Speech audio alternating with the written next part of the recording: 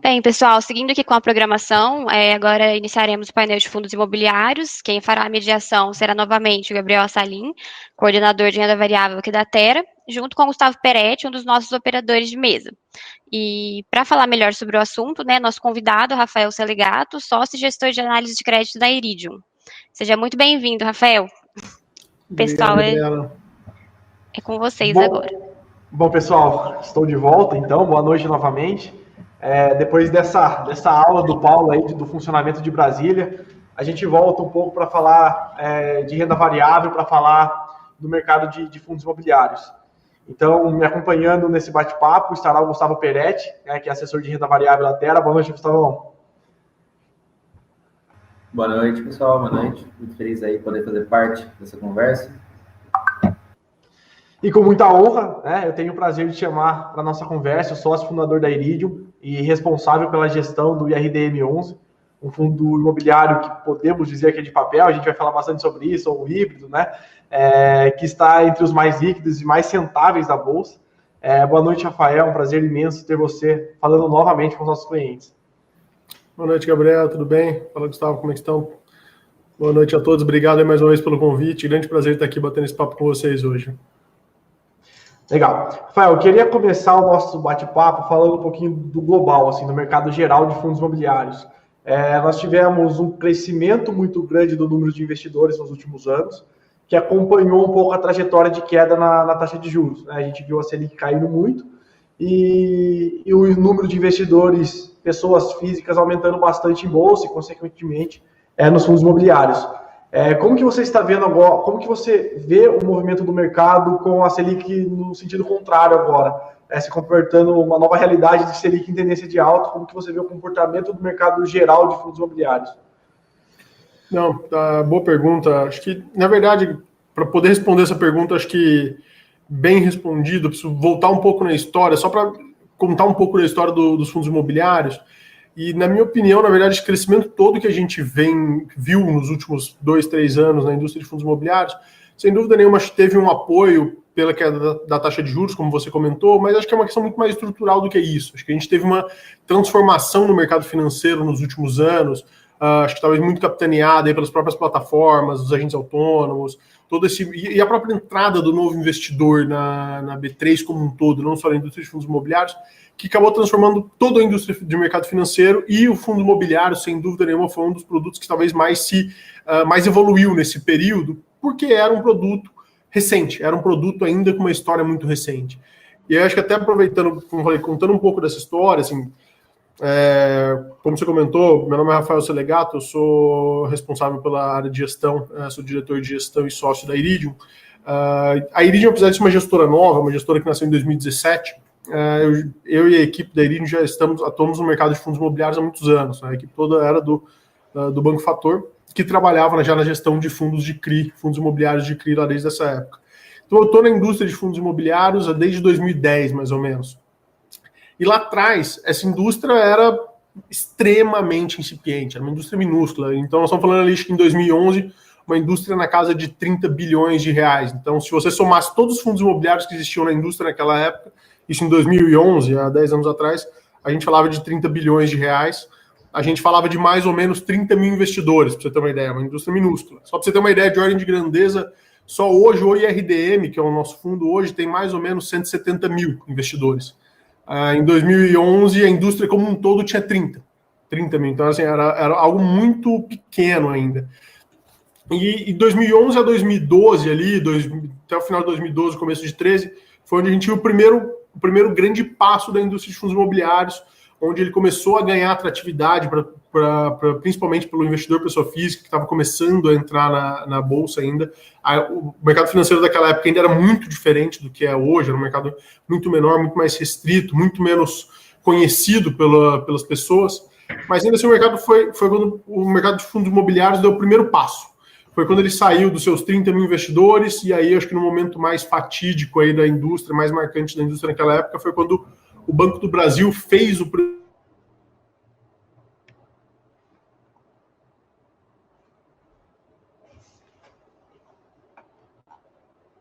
Foi um grande marco para a indústria naquele momento, que você tinha um grande banco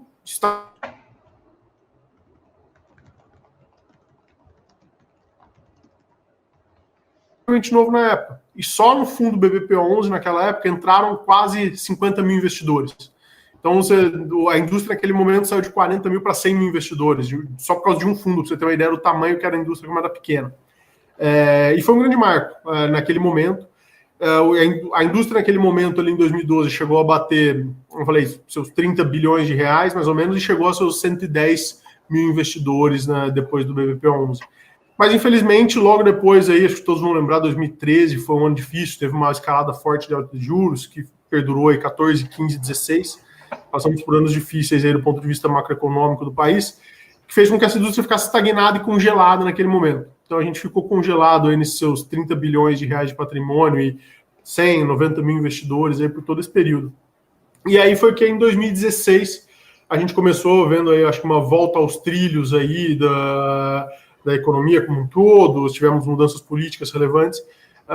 17, a gente viu esse negócio começando a andar de novo, a gente viu a indústria de fundos imobiliários começando a voltar a trazer novos fundos, novas captações, novos clientes, e eu acho que casou muito com a evolução do mercado financeiro. Se você pegar de 2017 para cá, a própria bolsa cresceu muito, o volume de investidores cresceu muito, a liquidez do mercado como um todo cresceu muito, volume de produtos, quantidade de estruturas, fundos, ETFs, e diversas outras estruturas financeiras se desenvolveram muito nesse período. E aí o fundo imobiliário veio junto com isso, veio muito forte, ganhou muito espaço. Hoje, aí, só para vocês terem uma ideia, nós estamos falando de uma indústria que tem hoje 1,5 milhão, mais ou menos, 1.400.000 investidores. Estamos falando de uma indústria que tem seus 130 bilhões de reais de valor de mercado como um todo. Então, assim, foi crescimento de algumas vezes aí dos últimos 10 anos. Então, agora...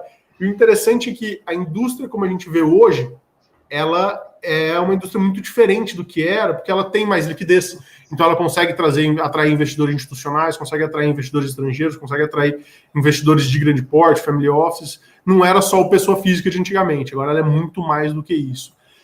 Então, eu acho que, sendo mais objetivo, respondendo a sua pergunta, a indústria de fundo imobiliário, ela evoluiu, sem dúvida nenhuma, ancorada no pessoa física e ajudada pela queda de taxa de juros, principalmente que aconteceu naquele primeiro momento lá em 2012, 2011, 12, e agora assim, nesse último ciclo que a gente passou de queda de juros.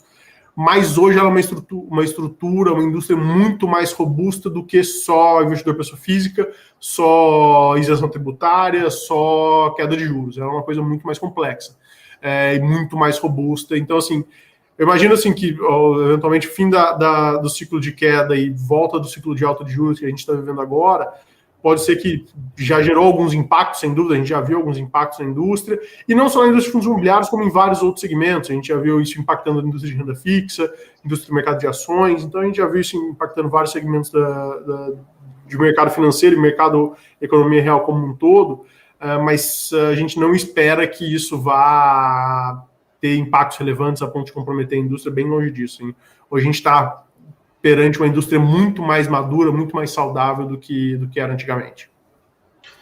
Até porque, apesar da alta da Selic, o juros real ainda continua muito baixo, né? Assim, então, se alguém quiser, as pessoas precisam buscar investimentos. Por exemplo, a gente tem o Iridium que tem um benchmark de IPCA mais 7%, então a gente está falando de juros real de 7% em cima do investimento. A gente vai falar bastante de crédito, de fundos de papel, porque, né, é o core da casa, enfim, é uma casa de crédito como um todo, né? A gente fala bastante do fundo imobiliário da Iridium, mas além do fundo imobiliário da Iridium, é bom ressaltar que tem outros bons fundos abertos, né, em plataformas. Então tem o Apollo, tem o Pioneer, que são fundos bastante conhecidos e também muito bons. Mas antes de entrar mais no mercado de crédito, do mercado de papéis, eu queria, ainda falando um pouco mais geral do mercado de fundos imobiliários, falar um pouquinho do mercado de tijolos. A gente sabe que a Iridium tem alguns investimentos ali em outros fundos, não necessariamente de papéis. Eu queria que você falasse um pouco de como você enxerga os setores da parte de tijolos. Shoppings, logísticas, loteamentos, residenciais, como que você enxerga, quais setores você acha que são os mais interessantes para esse segundo semestre? Tem setor agro também que está começando, tem algumas ofertas interessantes. Como que você enxerga esses outros setores? Tá. Não, excelente. Bom, acho que assim, a gente está, como eu falei, a indústria está se transformando muito, se transformou muito nesses últimos anos. Lá atrás a gente basicamente só existia fundos de tijolos, hoje a gente vê diversas outras estruturas de fundos, fundos de CRI, fundos de fundos, fundos híbridos, hedge funds. Você tem uma dinâmica muito grande aí de segmentos. E aí você me permite voltar de novo na história, só para não ser chato, mas acho que vale o ponto. Antigamente, basicamente, a indústria começou fazendo fundo de tijolo de prédio. Era a coisa mais simples que tinha, ou era prédio, ou era galpão, com monolocatário e monoativo. Eram fundos muito simples e passivos. Tá? Com o tempo, o mercado percebeu que você tinha um grande risco de concentração. Quando o fundo era detentor de um único ativo, ou de um único locatário, você estava exposto a um único ativo, a um único devedor. Então, você tinha um risco de concentração muito grande nesses fundos naquela época. E o mercado só percebeu isso durante a crise de 14 e 15, ali, 13, 14 e 15. Então a indústria evoluiu. Hoje é raro você ver um fundo nascendo para ser um monoativo, por exemplo, um monoinquilino. Hoje o que a gente vê são fundos muito mais diversificados no sentido de, olha, se você vai ser um fundo de prédio, você vai ter diversos prédios, diversas lajes, com diversos inquilinos, porque você vai ter uma pulverização de risco. Você vai ser um fundo de logística, você vai ter diversos galpões,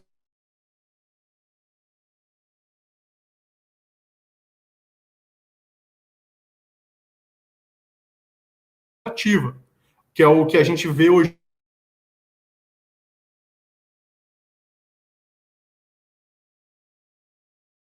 Diversificado entre ativos, a maioria dos fundos está concentrado em indústrias únicas, ou seja, os fundos de shopping só operam shoppings. Tudo bem que são vários shoppings, mas só operam shoppings. Os fundos de laje são várias lajes, mas só operam lajes.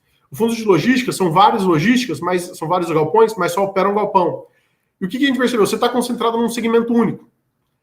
Então, aquela ideia de você estar protegido da concentração, você protegeu em parte, que é a questão de você estar de proteger de um único ativo, de um único inquilino. Mas você não está protegido do segmento. E a gente percebeu agora na pandemia, eu acho que foi um excelente exemplo, que, olha, segmentos performaram excepcionalmente bem e segmentos performaram excepcionalmente mal. Você pegar shopping center, por exemplo, nada contra a indústria de shopping, pelo amor de Deus, mas ela simplesmente pela situação da pandemia apanhou muito. Então a indústria inteira de shopping center apanhou muito. Então todos os fundos de shopping apanharam. Os fundos de galpão e logístico em contramão foram excepcionais. Teve um crescimento exponencial nessa indústria logística, muita demanda de mercados digitais, de logística last mile, etc. Então foi um segmento que cresceu muito. O mercado de lajes corporativas também sofreu. Então você teve uma queda na absorção por um período. Agora a gente está vendo a volta dos escritórios, mas você tem possivelmente uma adoção do home office como uma estrutura híbrida, talvez. Então, teve um impacto também negativo na indústria, no segmento de lajes corporativas. O segmento de CRI, especificamente, ele é um segmento, talvez, é um segmento dentro da indústria de fundos imobiliários, menos imobiliário de todos, porque ele se assemelha muito a uma dinâmica de renda fixa no final do dia. Os fundos imobiliários de CRI, porque você trabalha com crédito, você trabalha com ativos de renda fixa. Então, ele é um fundo que talvez, assim, quando você compara a volatilidade, por exemplo, historicamente a gente tem aqui dentro da casa que a gente tem uma correlação de 1 para 5, 1 para 6, quando você está falando de taxa de juros contra fundo imobiliário. Então, taxa de juros subiu 100 pontos, os fundos imobiliários caem 5, caem 6%. E o inverso é verdadeiro, taxa de juros caiu 100 pontos, fundos imobiliários valorizam 5, 6%. Historicamente era isso. Mas os fundos imobiliários de CRI, eles são descorrelacionados, talvez, com essa dinâmica. Por quê? Porque em muitos casos, os fundos imobiliários de CRI até se beneficiam com alta de juros, por exemplo. Quando você está falando de fundo imobiliário atrelado à CDI, por exemplo, você tem um benefício de aumento dos dividendos de acordo com o aumento da taxa de juros. Então, eu acho que quando você trata de fundos imobiliários de tijolos, aí estou incluindo logísticas, shoppings, lajes, você teve segmentos que performaram muito mal, muito por causa da pandemia. Então, estamos falando de shoppings aí, principal impactado, lajes corporativas um pouco menos, mas também foram impactados negativamente. E o de logística na outra ponta aí, que performou muito bem nesse período.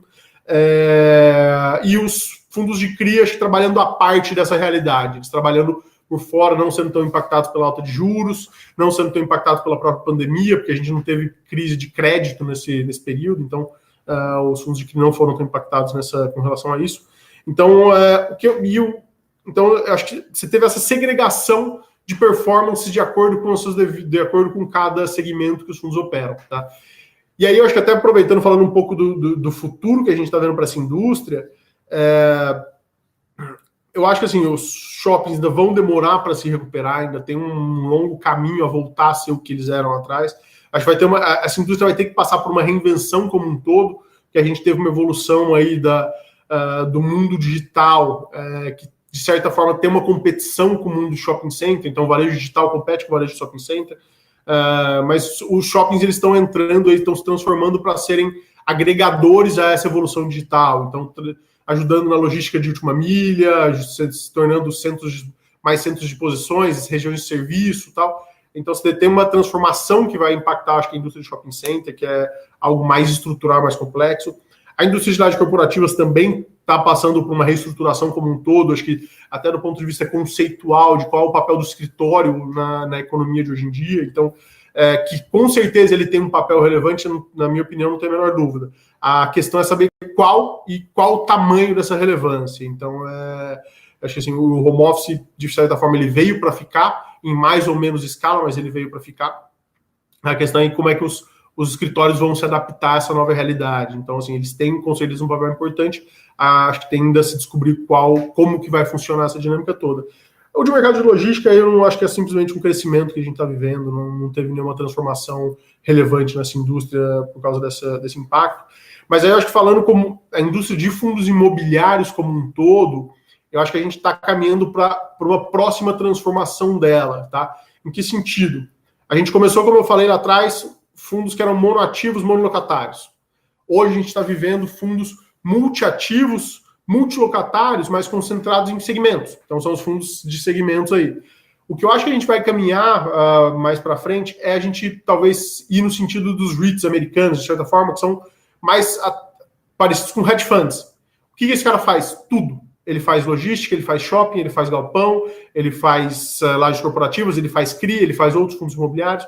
Então, o que eu acho que a gente vai passar por um processo ali, onde a gente vai começar a ter, talvez, uma concentração de fundos maiores, porque para você ter uma estrutura que suporta um hedge fund, suporta ser um hedge fund, você precisa ter uma estrutura muito mais parruda, porque você tem que saber conseguir operar com excelência todos os segmentos. Então, você tem que ter uma estrutura mais parruda, mas os fundos vão ter, acho que, na minha opinião, leques maiores de operação.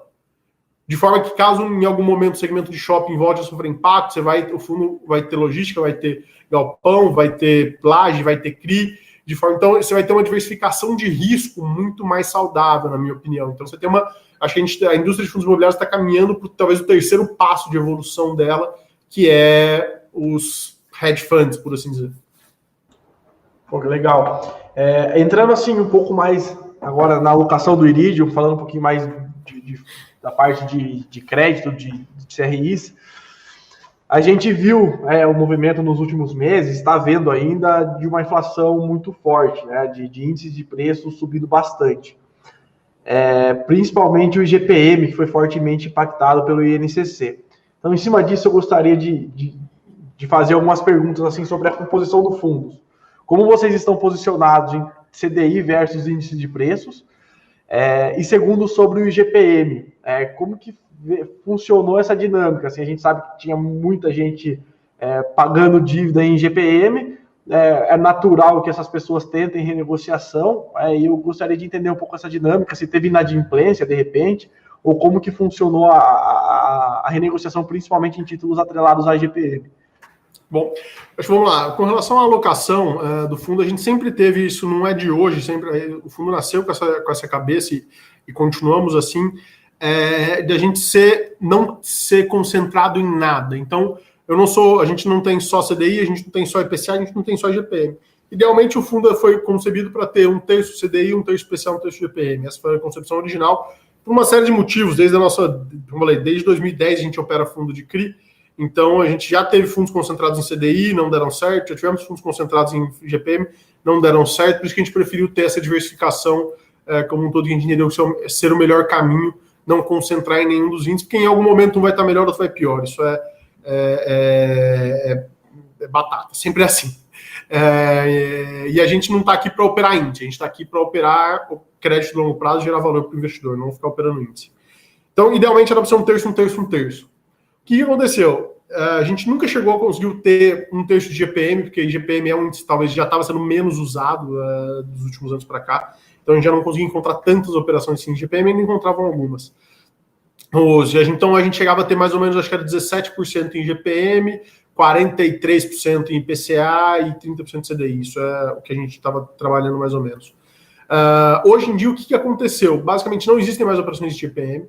E assim, na nossa opinião, é triste o que aconteceu com o GPM, no sentido da alta que ele teve, que foi um pouco irracional, por assim dizer, assim, nesse sentido que hoje em dia, assim, ele é um índice quase que sem relevância, na nossa opinião. Tá? Então, assim, as poucas operações que a gente tinha em GPM, basicamente todas foram convertidas em IPCA, porque simplesmente não fazia sentido eu querer repassar um reajuste de 35% numa dívida do devedor. Era um reajuste que a gente entendia como sendo irreal, e não fazia sentido a gente querer repassar aquele reajuste como um todo. Então, basicamente, todas as operações que a gente tinha, que eram em GPM, onde os devedores vieram pedindo renegociação, basicamente todos foram alterados para IPCA. Tão simples quanto isso, tá, Gabriel? Então, e a gente entendia que não era razoável querer brigar para fazer um repasse tão alto, porque, querendo ou não, por mais que eu tivesse um ganho de curtíssimo prazo fazendo esse repasse, a chance de eu ter um risco de inadimplência era muito mais alta.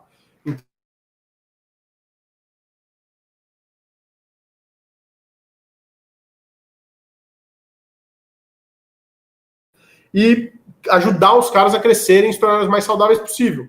E quanto mais saudável ele fica, a chance...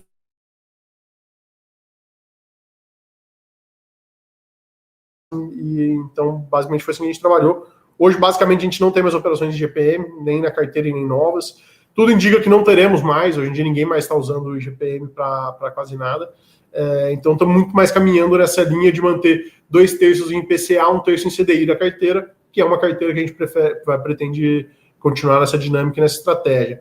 Com relação à inadimplência, não tivemos nenhuma, como eu falei, assim, a estratégia que a gente usou até de negociação com os nossos devedores foi muito nessa linha de parceria e algo razoável do que tentar repassar algo que era, na nossa opinião, irreal.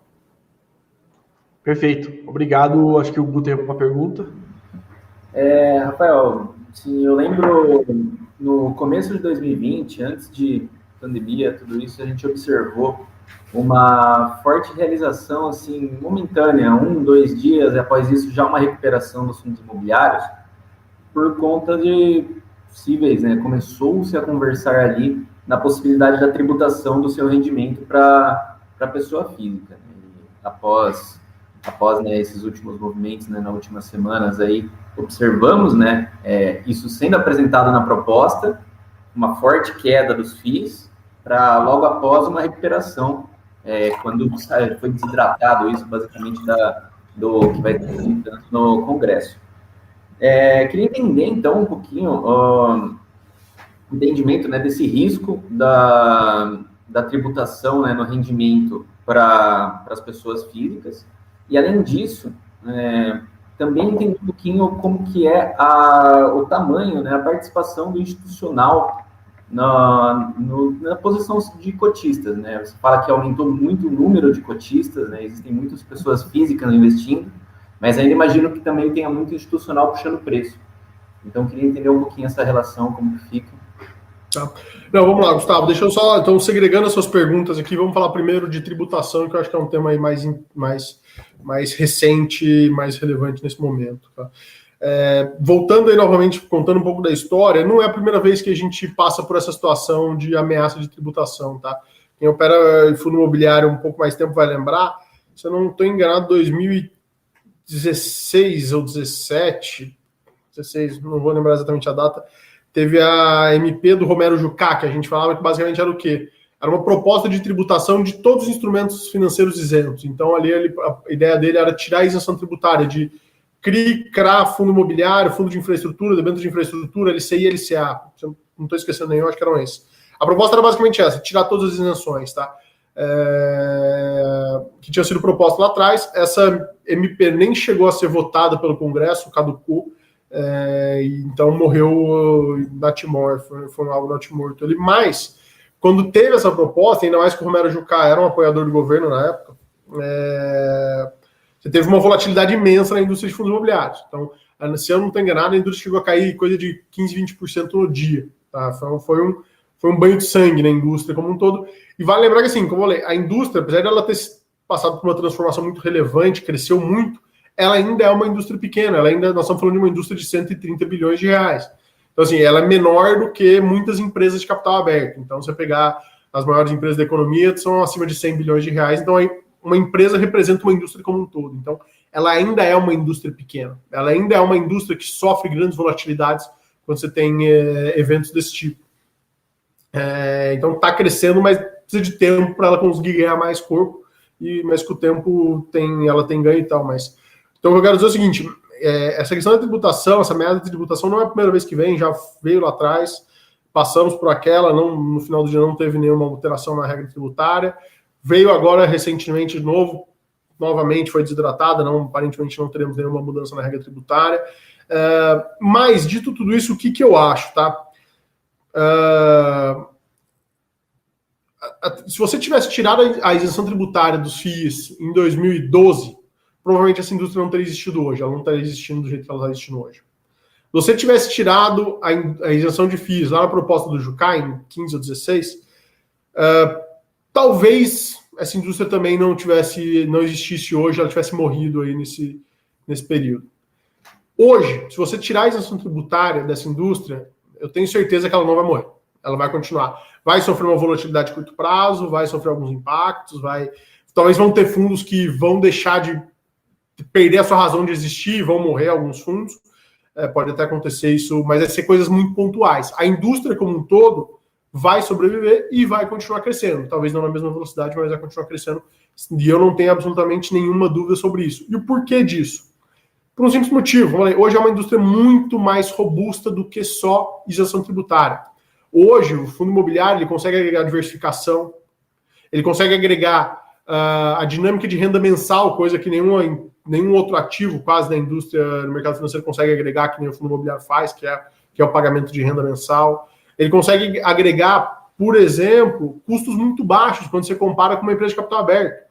Se você pensar em um fundo imobiliário de shopping perto de uma empresa de capital aberto de shopping, o custo de SG&A, de administração de uma empresa de capital aberto, é muito maior do que de uma taxa de administração de um fundo imobiliário, que normalmente é 1% ao ano. Então, assim, você tem custos muito mais controláveis, você tem um nível de disclosure de informações hoje muito mais robusto nos fundos imobiliários.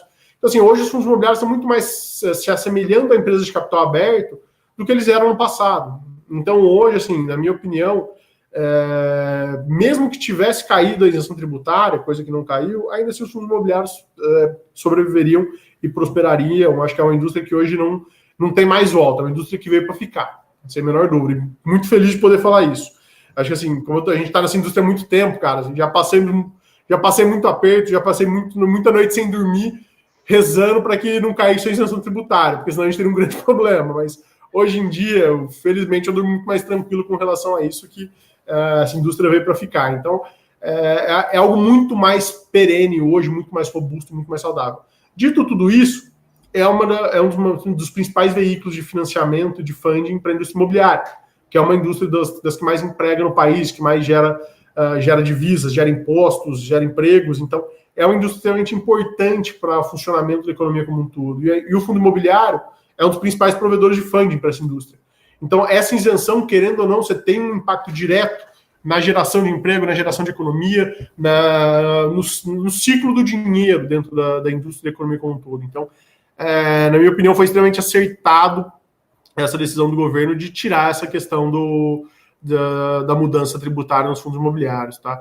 E, assim, eu acho que, assim, com certeza, por um bom tempo, esse tema não aparece mais. Pode ser que volte no futuro, mas a gente tem aí bons anos que esse tema não deve aparecer mais na pauta aí para impactar essa indústria.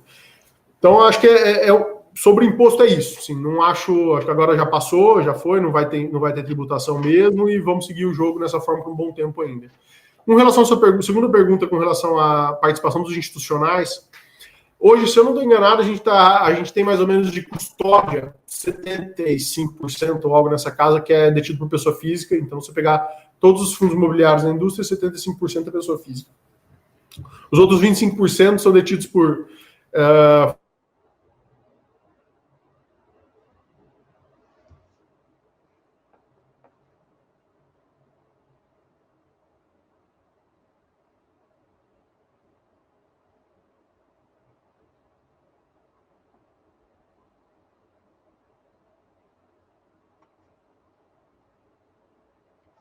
Bom, pessoal, eu acho que o Rafael teve uma pequena oscilação da internet.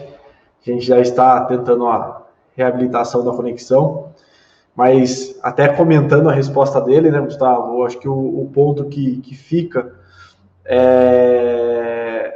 com relação à tributação dos dividendos, que não acabou não vindo, né, que foi colocado em pauta, mas foi retirado aí nos primeiros dias da tramitação no Congresso, é de estar bem alocados em bons fundos.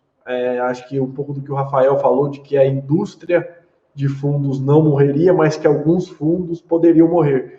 Então, aqueles fundos que hoje estão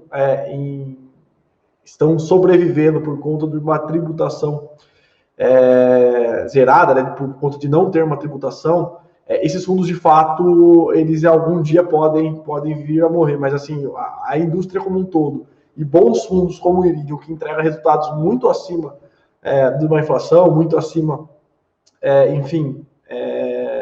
da taxa de juros real que a gente vê operando no mercado, esses fundos, mesmo com a tributação de 20%, seja de 20%, seja de 15%, ainda assim vão entregar bons resultados.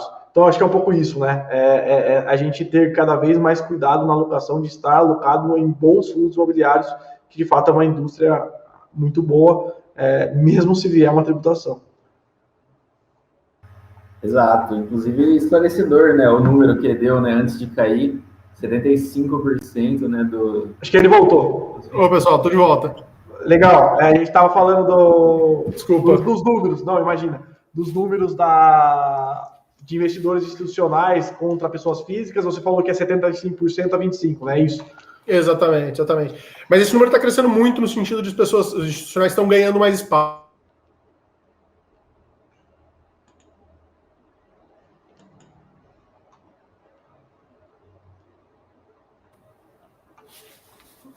É isso que tem. Gustavo? Acho que caiu e voltou. É que deu uma travadinha na sua fala de novo. Pode falar, desculpa.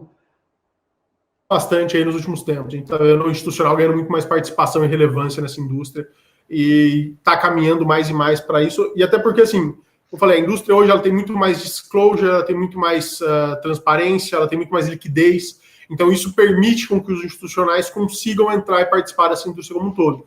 Então, é uma indústria que passou por uma evolução e continua nessa evolução, mas hoje já muito mais se assemelhando a empresas de capital aberto do que era no passado. Então, a gente consegue atrair um outro investidor, um investidor de bolsos maiores, mais qualificados, para também participar dessa indústria de forma relevante. Perfeito. Agora sim, entrando um pouco mais até nas questões de gestão do Iridium, a gente sabe que muito do resultado que vocês entregam vem de uma gestão mais ativa.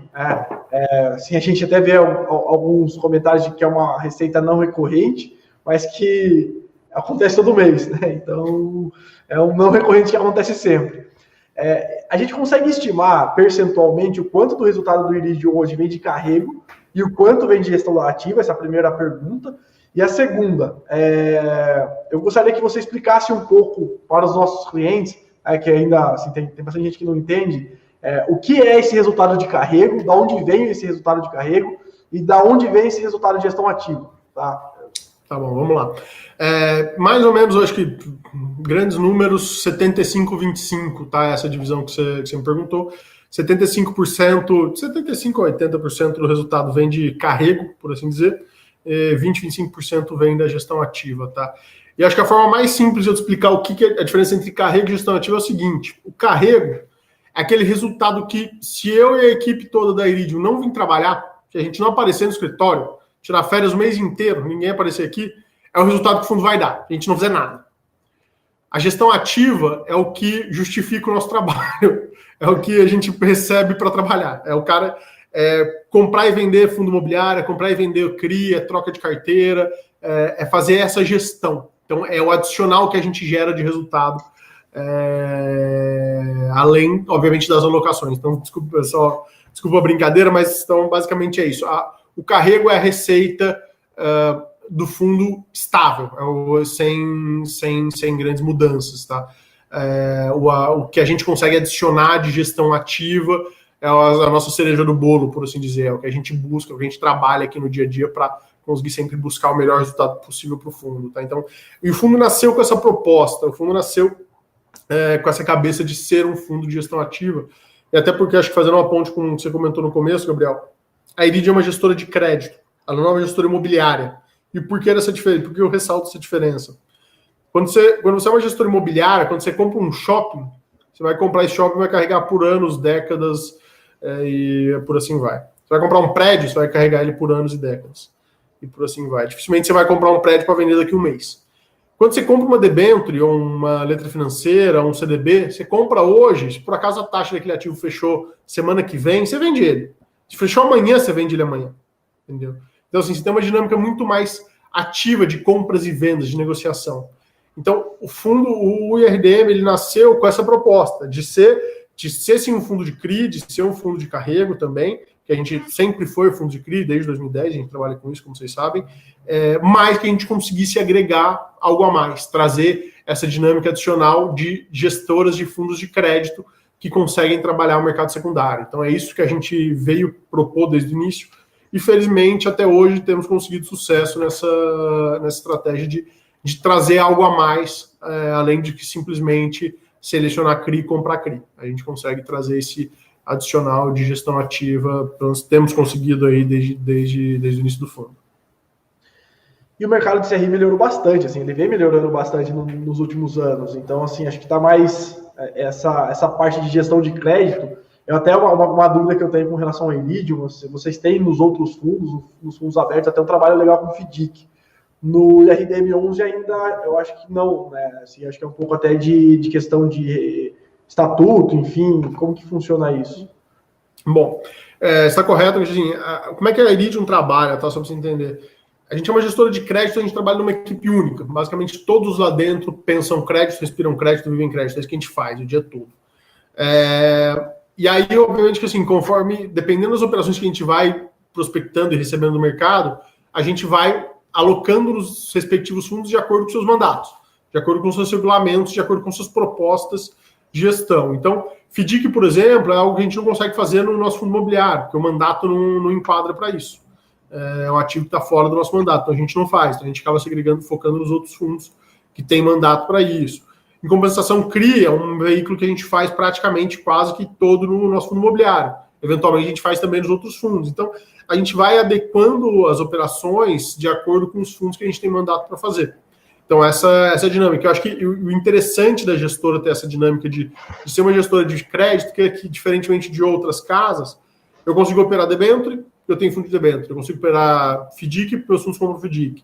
LF, CDB, CRI, eu consigo operar, CRA, eu consigo operar, debênture de infraestrutura, eu consigo operar. Muitas vezes, casas que são muito específicas, de só ter um tipo de fundo, você não consegue operar diversos tipos de ativos, porque os mandatos não encaixam. A vantagem de a gente ter essa diversificação maior é que a gente virou quase com um one-stop shop para muito broker. O broker que quer negociar CRI, consegue negociar com a gente. Quer negociar CRA, consegue negociar com a gente. Debênture, consegue negociar com a gente. Então, a gente consegue ter esse leque de opções de negociação mais amplo. Então, isso faz com que a gente seja bem lembrado aí pelos brokers e traders de mercado, por a gente ter essa dinâmica de conseguir operar quase todos os mercados. Perfeito. Voltando assim um pouco na questão da gestão ativa, assim, é um mercado que cresce muito, o mercado de CRIs cresce bastante também, a gente vê um crescimento muito forte. Mas quanto esse crescimento, principalmente do fundo, né, do Iridium, do volume do fundo, pode atrapalhar essa parte de gestão ativa? O quanto que fica mais difícil gerar resultado na gestão ativa conforme o fundo vai crescendo? Tá. Gabriel, essa é uma pergunta difícil, cara, porque o que acontece é o seguinte, você tem uma dificuldade, acho que natural, no sentido de quando o fundo cresce, você tem que gerar resultado para um fundo maior, então você tem que gerar mais resultado no final do dia para poder gerar o mesmo resultado por cota, por assim dizer. Então você tem essa questão de diluição que é direta. Mas você tem um efeito muito positivo também, o que acontece? O fundo, se ele é pequeno, tem muitas coisas que ele não consegue operar, porque você precisa ter volume para operar certas coisas. Hoje em dia, por exemplo,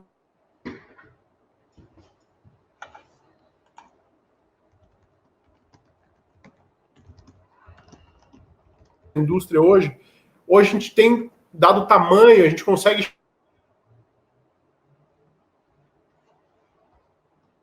exclusiva normalmente significa mais taxa, estruturas melhores, mais garantias, porque a gente controla a operação como um todo. Você consegue ter volume para a operação de secundário. Então, por exemplo, se se alguém está querendo vender um lote grande e você é um fundo pequeno, dificilmente o cara vai te acessar, porque você não vai ter cheque para conseguir ou fazer a boleta como um todo. A partir do momento que você é um fundo grande.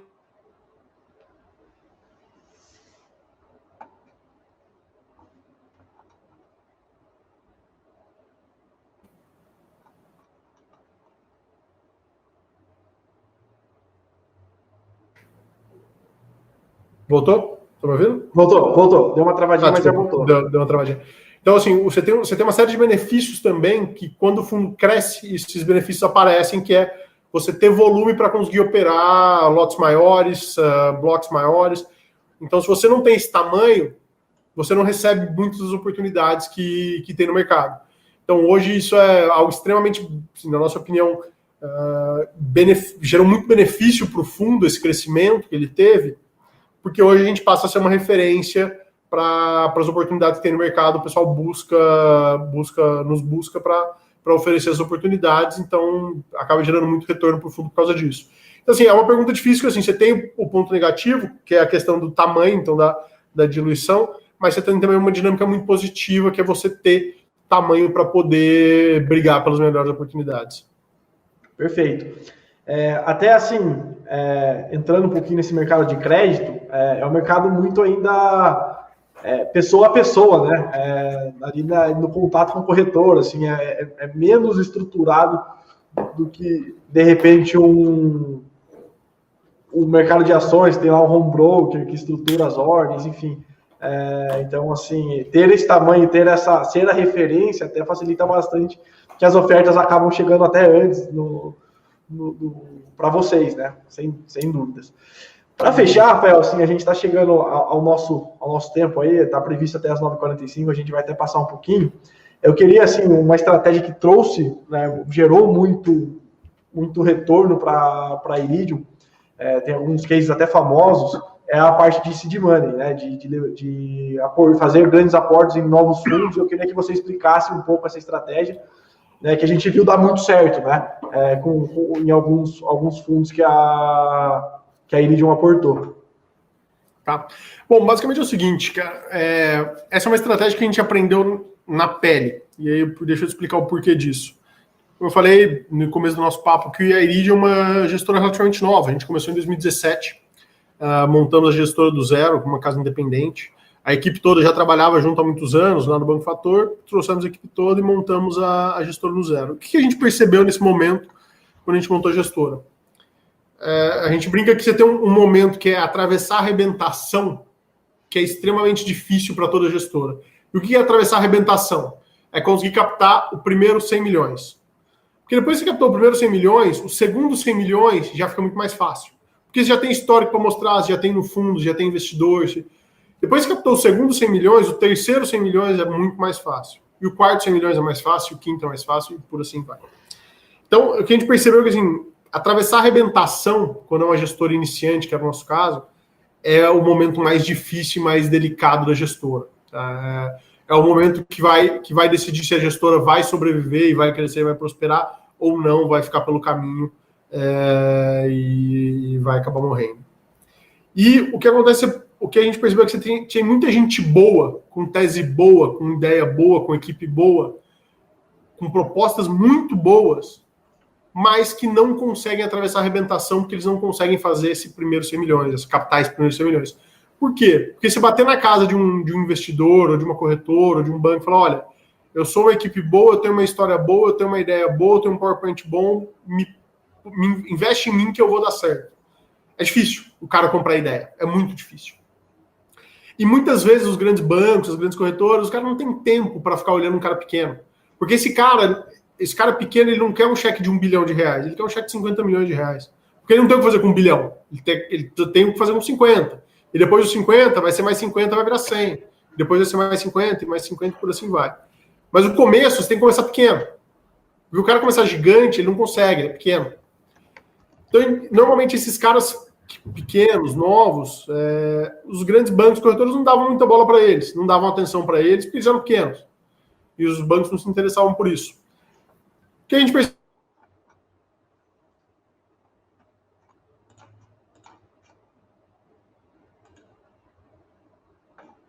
Aqui. A gente entra com esse começo, obviamente que a gente entra devagarzinho, a gente coloca devagar, a gente aporta aos poucos, a gente põe uma série de regras dentro do fundo para que a gente consiga ter, de certa forma, algum controle dentro desse fundo, tá? Também porque querendo ou não, são teses novas, então a gente precisa ter uma proximidade maior, então, mas a gente começa a isso aí, depois a gente acredita na ideia, acredita na equipe, acredita na proposta, acredita na tese, vamos nós colocar esse primeiro dinheiro e ajudar a atravessar a arrebentação. E não só isso, a gente também ajuda o cara a evitar alguns erros que a gente cometeu lá atrás. Coisas que quando a gente era a gestora que estava começando, cometemos por inexperiência, por não conhecer o mercado, por não entender muito bem a dinâmica, por não saber muito bem o que o investidor queria ouvir, como que ele queria ouvir, como que ele queria informação, de que forma, de que recorrência. Então, a gente ajuda também no sentido, olha, o que a gente viveu foi isso e essa foi a melhor solução que a gente conseguiu dar quando a gente estava passando por esse problema. Isso funcionou, isso não funcionou. Então, a gente tenta também não só colocar o aporte financeiro, mas também ajudar a gestora, essas gestoras iniciantes, né, obviamente dentro das nossas capacidades, a evitar os erros que nós cometemos lá atrás e tentar acelerar o máximo possível esse processo de crescimento delas. Então essa foi a ideia, essa foi a tese lá atrás. Felizmente a gente teve boas apostas, boas parcerias, conseguiu encontrar gente muito boa, com ideias excelentes e propostas muito bem organizadas, que performaram super bem. E, consequentemente, a gente ganhou bastante dinheiro com isso no fundo. Então, foi uma ideia que a gente funcionou super bem. Continuamos procurando mais coisas, ainda queremos ver coisa nova nessa linha, buscando sempre novas ideias. Então, acho que é um ponto legal que, assim, a gente não tem preconceitos. Então, não existe nada que eu não olhe aqui dentro. A gente olha tudo. Obviamente, coisas a gente vai mais interessado, menos interessado, mais a fundo, a gente olha tudo. Porque a gente acha que tem oportunidade em todos os segmentos. Perfeito. Acho que já estouramos até um pouquinho do tempo. Vamos chegando às considerações finais.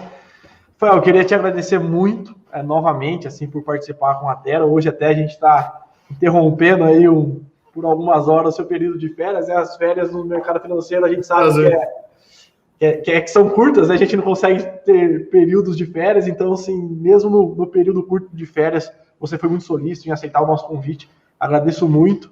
Espero que em breve a gente esteja presencialmente novamente. A gente já fez um evento juntos. E obrigado pela explicação. É sempre muito bom te ouvir. Parabéns pela gestão do Iridium. Acho que os resultados dizem mais do que qualquer coisa.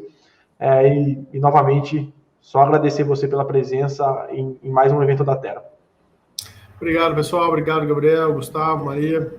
Obrigado a todos, pessoal. Boa noite a todos e que precisarem da gente, estamos à disposição. Obrigado, Rafael. Bom finalzinho de férias aí. Obrigado. E assim, o evento, o Private Experience, só está começando. A gente tem amanhã a quinta-feira completa de novos painéis. Tem o Alexandre Mário da Icatu falando um pouco do mercado de previdência. Temos o gestor da Fama, o sócio gestor da Fama, o Fábio, falando um pouquinho do mercado de SD. Tem a presença do Guilherme Bentimol para falar um pouco de empreendedorismo. E para fechar, assim, já até tem algumas perguntas no chat. Vamos reservar para amanhã, porque a gente tem o Stefano Sergoli falando, né, o sócio, diretor da Hashdex, falando um pouco do mercado de criptoativos. É um mercado que muita gente tem muita curiosidade e vai ser um painel bem bacana também. A gente está encerrando o primeiro dia de evento. Muito obrigado a todos que ficaram com a gente até agora. Acho que a Gabi vai fazer o encerramento, mas só agradecer. Acho que a missão da Tera vem sendo cumprida de passar informação, de continuar esse trabalho de passar informação. Muito obrigado, Gustavo, e a todos que ficaram presentes com a gente. Bem, é exatamente isso que o Gabriel falou, né? Agradecer ao Rafael, enfim, você, o Gabriel, o Gustavo pelo tempo. A gente teve uns pequenos probleminhas aí de instabilidade, mas no geral foi muito bacana. E encerrar novamente, né, a programação de hoje e agradecer a presença de todo mundo. E lembrar que amanhã tem mais, né? A partir das 17h30 a gente vai ter esse painel de previdência mesmo, com o Alexandre Malho da Icatu, seguida pelo Fábio Perovitch, gestor do Fama, e que vai abordar o tema ESG, né? E posteriormente, às 19h30, a gente vai ter aí o Guilherme Benchimol, batendo um papo bem legal aí com a gente, e finalizando, às 20h45, o Stefano da Hashdex. Então, sim, vai estar muito legal, bem bacana, não percam, e é isso. Até amanhã. Boa noite a todos. Muito obrigada. Boa noite, pessoal.